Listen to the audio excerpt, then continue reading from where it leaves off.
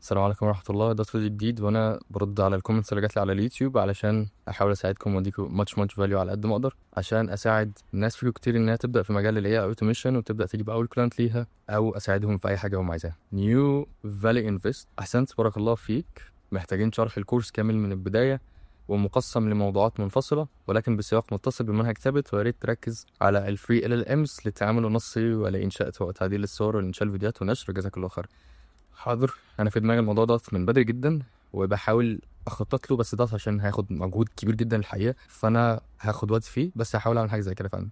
سؤال مهم دلوقتي، انا لو عملت بالفعل سيستم بنتن وهقدم لعميل وهقدمه لعميل، مش لازم مش هو لازم الاي اي السيرفر اللي هيربطه بانت ان يكون باشتراك شهري؟ مين هيدفع الاشتراك الشهري دوت؟ حلو السؤال. ولو مثلا هتفق معاه على 30,000 في الاول وشهرين ببلاش وبعدها كل شهر ب 5000 جنيه زي ما حضرتك قلت، اكيد هو مش هيوافق انه يدفع الاشتراك الشهريه لانها بتبقى غاليه وبالدولار، وكمان يدفع لي انا كمان 5000 جنيه كل شهر، والسعر اللي هاخده في الاول هو ده هيشوفه انه ما كسبش حاجه اصلا. اتمنى تقول رايك.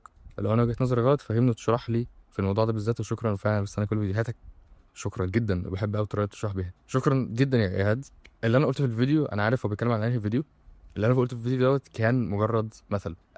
انا باخد 30,000 سيت اب فيز وممكن ادي شهر فري، وبعد كده مش 50 مش 5000، هي بتبقى اقل حاجه 5000 دي اللي هي الفيرست تير اللي محدش تقريبا بيختارها كتير. لكن حتى لو ب 5000 فانا عايز اقول لك الهوستنج اللي انت بتتكلم عليه دوت هو مش اغلى حاجه في الدنيا. ب 3 دولار و4 دولار و5 دولار. يعني مثلا اللي انا بحب استخدمه هو ريلوي، وريلوي ب 7 دولار. لو انت شفت ريلوي برايسنج هو ب 7 دولار بس حرفيا. يعني هنا في البرايسنج عندك بتاخد فيها 30 يوم ببلاش. طبعا الفري يعني فور تيستنج، لكن انت عندك الهوب بتبدا ب 5 دولار، فحرفيا كويس جدا يعني، مش وحشه خالص. انت ممكن تعمل كذا حاجه. انت ممكن تختار البلان ديت او البلان اللي ب 20، وكل كلاينت يجي لك اعملهم على نفس السيرفر. انت اللي بتدفع، ممكن انت اللي تدفع عادي، وده غالبا اللي بيحصل. يعني انت اللي بتدفع، انت بتحسب التوتال بتاعك كله وبتقول له السعر مره واحده بتاع الشهري. ما تقعدش تقول له الهوستنج بقد كذا وانا هاخد لوحدي قد كذا والال ال امز بقد كذا والاي بي ايز ليها سعر تاني. ما تجيبلوش سعر كل ده، ما تجيبلوش سيره كل دوت. انت سعر الحاجات دي تشوفها بكام وحط سعرك اللي انت عايزه، وقول له كل ده هيكلف، قال لك قد كذا. انت ممكن تعمل له هوستنج هو لوحده ب 5 دولار، يعني كام بالمصري؟ 200 جنيه تقريبا، 240 جنيه حرفيا. دوت الهوستنج بالال ال امز يا عم تاخد 500 جنيه، 700 جنيه، 1000 جنيه. مفيش حاجه طبعا اسمها 1000 جنيه، طبعا ده اعلى حاجه، مفيش حاجه اسمها كده.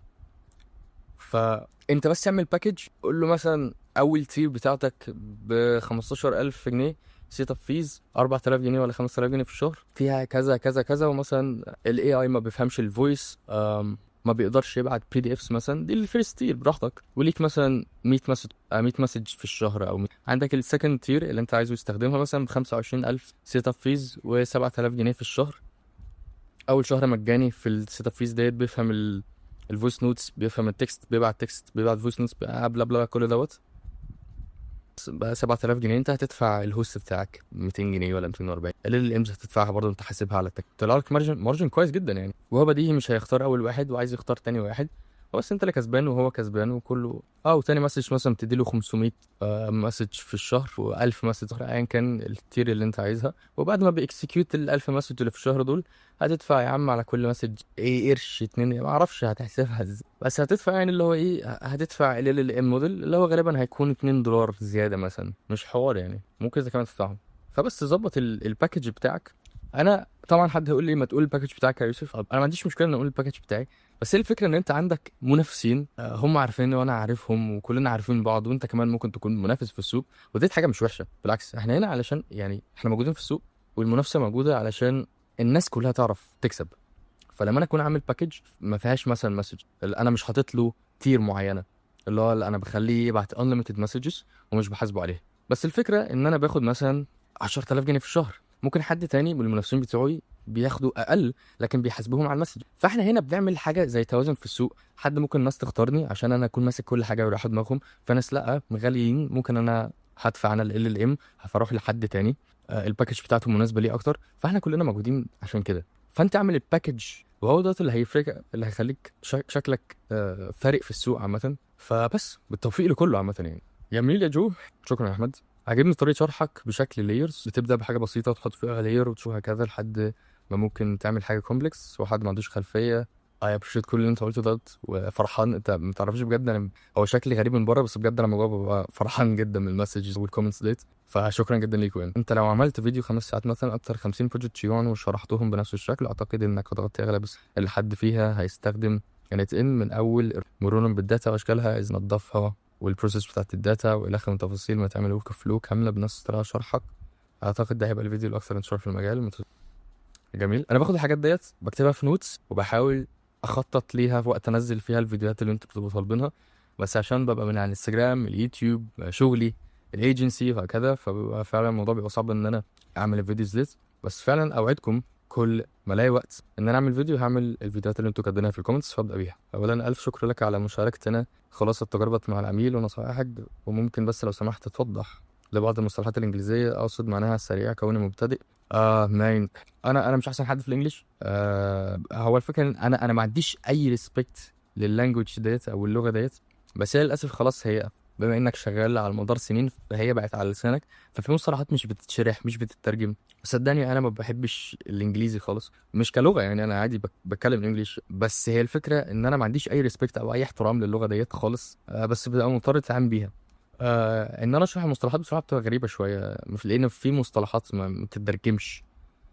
زي الراج مثلا، انت عندك مصطلح اسمه راج retrieval augmented generation، فده مصطلح مش عارف يعني، مش عارف اقوله لك بالعربي، بس اقدر اشرح لك هو بيعمل ايه بالعربي، لكن اترجم لك دي بالعربي نفسها ولا. فنصيحه مني، اللي سمع مصطلح مني او من اي حد تاني ومش عارف ده معنى ايه، يروح ويجوجلت، يروح يسيرش عليه في جوجل وهيلاقيه. بس عارف ازاي بتستلم المدفوعات لو العميل من خارج مصر، سواء من امريكا او الخليج، خاصه ان مصر ما فيش سترايب، وبحث كتير عن طرق استلام المدفوعات ما فيهاش حاجه.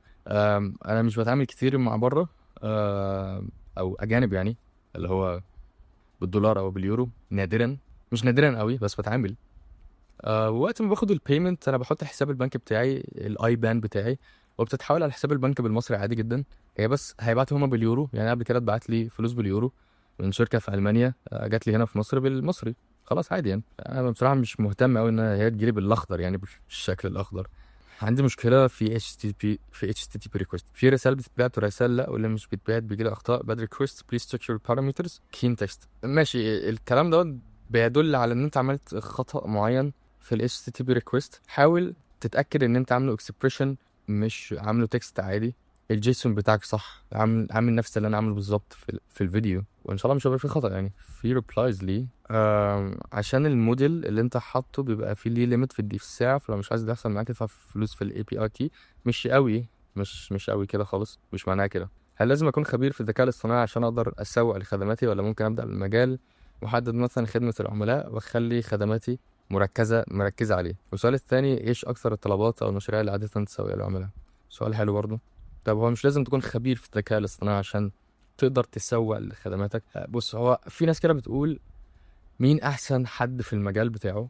لو انا مثلا انا ميديا باير يا عم، انا مش شغال في الاي اي، ازاي تعرف ان ميديا باير دوت احسن ميديا باير موجود؟ مش بتبقى بخبرته التكنيكال، او الشخص بتاع الاي اي دوت مش بتبقى خبرته التكنيكال قوي، اللي هو انا اجمد عنده معلومات عن الاي اي في الحياه. مش بتبقى كده. في حاجه اسمها سوفت سكيلز. اذا كان انت اي اي انجينير، سوفت وير ديفلوبر، ميديا باير، سيلز بيرسون، ايا كان مجالك، في سوفت سكيلز اي فريلانسر او اي ايجنسي اونر او ايا كان الشخص اللي عنده بيزنس على جنب لازم يكون عارفها. هو مش لازم يكون احسن حد في التكنيكال بتاعه، لكن لازم يكون احسن حد في السوفت سكيلز، الا وهي ازاي يتكلم مع الناس، يقنع العملاء، يعمل اوفر، يباك الاوفرز ديت، يبيع. كل الكلام دوت مهم جدا. ازاي ماركت، يعمل ماركتنج، كل دوت السوفت سكيلز. فلو هو بيعرف يعمل كده كويس جدا، يبقى دوت انا بعتبره من وجهة نظري ده احسن حد في مجاله، لانه بيعرف يماركت نفسه كويس. ولا ممكن ابدا بمجال محدد من خدمه العملاء واخلي خدماتي مركزه عليه؟ انا بحب دايما تركز على حاجه واحده لحد ما توصل لهدف معين. يعني مثلا انا هدفي هوصل لنص مليون جنيه في الشهر من الاي اي اوتوميشن. طب انا مش هعمل كل حاجه في الاي اي اوتوميشن، مش هعمل اي اي دي ام اوتوميشن، مش هعمل اي اي ايميل اوتوميشن، مش هعمل كل ده. اركز على حاجه واحده اوصل بيها مثلا لنص مليون جنيه، بعد كده اسويتش على حاجه جديده اعمل منها مثلا 200,000 زياده، 300,000 زياده، نص مليون جنيه تاني زيها، وهكذا افضل مركز على نيش معين، سيلز فانل معينه واحده بس، ناس اودينس معينين وهكذا. دي فكره، ركز على حاجه معينه لحد ما توصل لهدفك. فبس محتاج فلوس قد ايه عشان ابدا؟ مش محتاج فلوس عامه يعني. ممكن تبدا كل حاجه فور فري على جهازك، اوبن روتر تستخدم مثلا المودلز الفري، 11 لابس عنده فري تير، كل حاجه عندك فري، فمش محتاج اي حاجه الحقيقه، اشتراك النت بتاعك بس. كفايه كده، تعبت. الفيديو طويل، اتمنى ان انا اكون رديت على اكتر كومنتس موجوده. في كومنتس تانية الحقيقه بس انا مش قادر اكمل الفيديو طويل اكتر من كده. هحاول في الفيديوهات اللي جايه ارد على الكومنتس اللي انا لسه ما ردتش عليها. لو حد عنده سؤال او عايز نساعده في حاجه يكتب في الكومنتس تحت وانا هساعده ان شاء الله.